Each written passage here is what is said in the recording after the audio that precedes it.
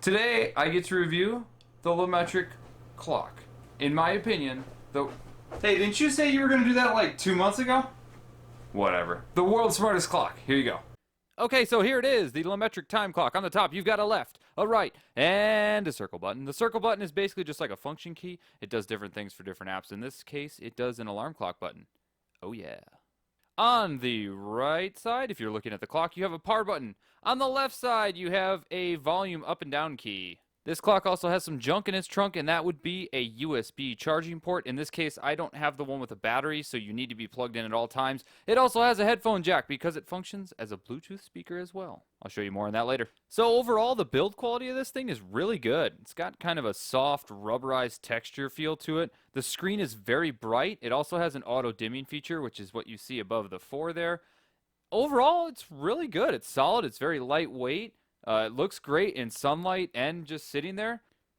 Let's go ahead and give you some dimensions on this bad boy here. Let's look straight down the barrel and whammo! Put a clip next to it. How about that, huh? That's an official measurement. It is approximately 2/3 of a clothespin.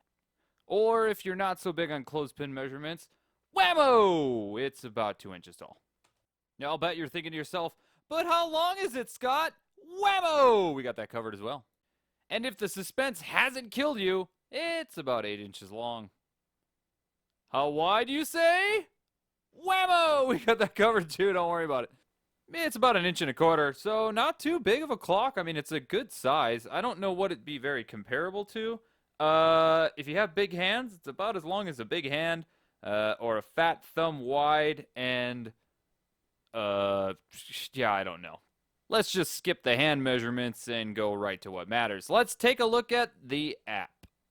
Okay, so the app is completely free. It is available for Android, which we're looking at now on an LG G6. It's also available on iPhone. It's worth noting that I set up the clock on my iPhone and then adjusted all these settings recently with my LG phone. So it actually works exactly the same between the two devices, which is a really, really good thing to hear.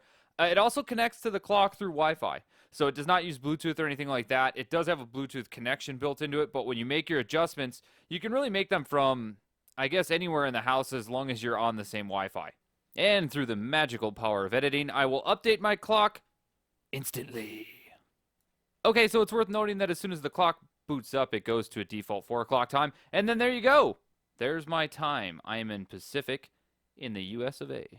Alright, so this is how you're greeted when you open the app. You click on the clock that you have or are using. If you have multiple, I would assume that it just shows you multiple clocks here. And it shows you what Wi-Fi you're connected to. Now, I've already gone ahead and put a couple apps on here.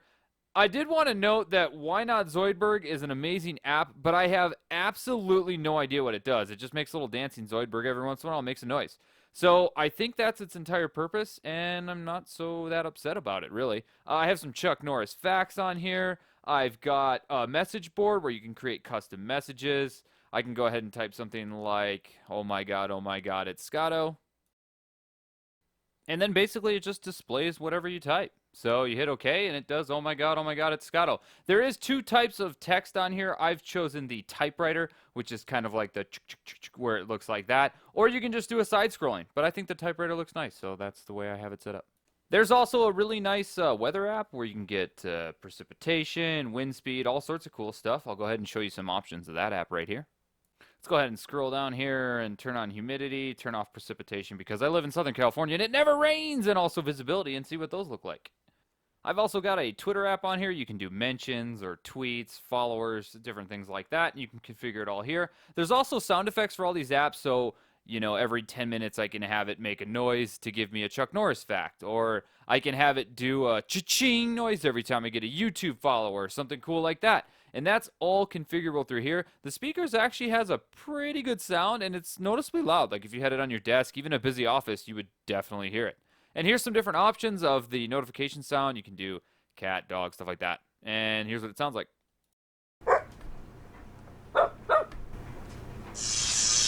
Going back out to the main page, we have the Instagram, 109,000. Thank you guys so much. I really do appreciate that. Instagram is my social network of choice. Don't forget to subscribe and follow if you want more content. So the Instagram one's a little bit tricky to set up. You've got to go in, and there's some very detailed help documents on LaMetric's website. It's definitely not bad, but it's not as easy as just logging into your account. I wish it was a little bit easier. It did take me about 15 or 20 minutes to get set up because you need to apply for a developer account on Instagram. It's all free and things like that. It doesn't change your account or anything, but it's a little bit tricky, and beginner users might take them a little bit longer to configure. But once it's configured, it works very well. And you can, again, set up notification sounds for every time you get a new follower, like you, who just went to my Instagram and followed me, right? Yeah. Here's a look at some of the apps they have available. I did try to add the Philips Hue app here. I did get it to sync and pull in my rooms, but I couldn't get it to work. It wasn't displaying anything, so I'm not sure if the problem's on my end or theirs. I've been a little bit frustrated with Hue, so I'm going to blame Hue more than the clock right now because I just want to. Other than that, I've never had an app not work. The apps load very quickly. And again, if I add an app on my Android, I see the app right away in my iPhone. Any other user that might have control of the clock, you'll get it pretty much instantly. It connects to the clock over Wi-Fi, and everything is very simultaneous, and I've never had anything get out of sync or anything like that between the two. Whether it be two Android apps, an Android and iPhone, I've tested several different phones. Everything has been rock solid. That is one thing I can say with 100% confidence. I've never had this clock not work. I've never seen an app crash. I've never come into my office to see that it isn't functioning or have to reboot it. 100% uptime. Everything it does is pretty simple, but it does it exceptionally well. Whatever it does and does not falter. Kudos to you, LaMetric. Very good beta testing, very good quality control, and the construction is top-notch. Okay, let's finish scrolling through some apps, and then let's check out the Bluetooth speaker function. So, pairing it was exceptionally easy. It worked great, no issues at all, and the sound is actually pretty good. I wouldn't carry it around as a Bluetooth speaker, but it definitely works good. Check it out.